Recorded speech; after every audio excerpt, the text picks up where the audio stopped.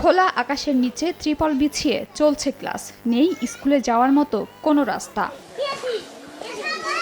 এ চিত্র কুড়িগ্রামের চিলমারী উপজেলার পাত্রখাতা গ্রামের পূর্বচর পাত্রখাতা সরকারি প্রাথমিক বিদ্যালয়ের। ১৯৮৮ সালে প্রতিষ্ঠিত এই বিদ্যালয়ে যাওয়া আসার রাস্তা ছিল সরকারি খাস জমিতে, কিন্তু ২০১৬ সালে জাহাঙ্গীর আলম নামে এক ব্যক্তি বিদ্যালয়ে যাওয়ার রাস্তা সহ ৩৬ শতক জমি লিজ নিয়ে বাড়ি নির্মাণ করেন। এ সময় যাতায়াতের পথ পুরোপুরি বন্ধ করে দেন। বাধ্য হয়ে ২ সপ্তাহ ধরে খোলা আকাশের নিচে ত্রিপল বিছিয়ে চলছে পাঠদান। ভোগান্তি দূর করতে দ্রুত বিদ্যালয়ে যাতায়াতের সমস্যা সমাধানের দাবি শিক্ষার্থী, অভিভাবক ও শিক্ষকদের। রাস্তাঘাট নাই, আমার বাচ্চা স্কুলে যেতে পারে না।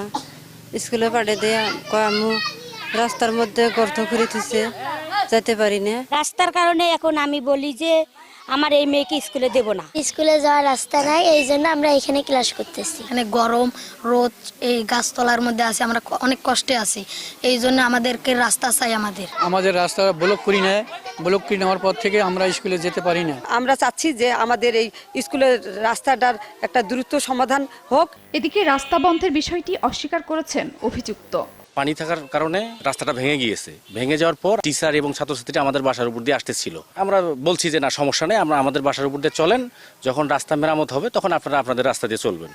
এখন যেটা ওনাদের অভিযোগ যে আমরা নাকি রাস্তা বন্ধ করেছি, এই নদীর মধ্যে আমরা রাস্তাটা কিভাবে বন্ধ করলাম? বিদ্যালয়ের লাগোয়া খালের ওপর ব্রিজ নির্মাণ করে সমস্যা সমাধানের কথা জানান উপজেলা নির্বাহী কর্মকর্তা। খালের পরে আমাদের স্কুল, তো আমি এলজিডি এক্সএম মহোদয়ের সাথে কথা বলে আমরা এটার পার্মানেন্ট সলিউশনের জন্য একটি ব্রিজের প্রস্তাব দিচ্ছি। ১৯৮৮ সালে প্রতিষ্ঠিত বিদ্যালয়টিতে বর্তমানে ৬ জন শিক্ষক ও ১০৪ জন শিক্ষার্থী রয়েছে। সময় সংবাদ, কুড়িগ্রাম।